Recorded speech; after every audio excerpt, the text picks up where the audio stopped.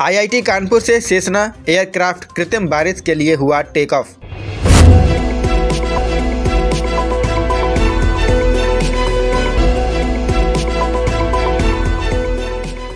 दिल्ली में बढ़ते प्रदूषण को रोकने के लिए कृत्रिम बारिश कराएगा आईआईटी कानपुर। कानपुर स्थित आईआईटी से आज दोपहर 12:30 बजे एक सेसना एयरक्राफ्ट टेक ऑफ किया है। इस उड़ान का उद्देश्य दिल्ली में बढ़ते वायु प्रदूषण को देखते हुए कृत्रिम बारिश करने की मांग को पूरा करना है। टेक ऑफ के तुरंत बाद यह एयरक्राफ्ट मेरठ में लैंड होगा, जहां से कृत्रिम वर्षा संबंधी गतिविधियों का समन्वयन किया जाएगा। आईआईटी कानपुर की यह पहल राजधानी में प्रदूषण नियंत्रण और वायु गुणवत्ता सुधार में एक महत्वपूर्ण कदम मानी जा रही है।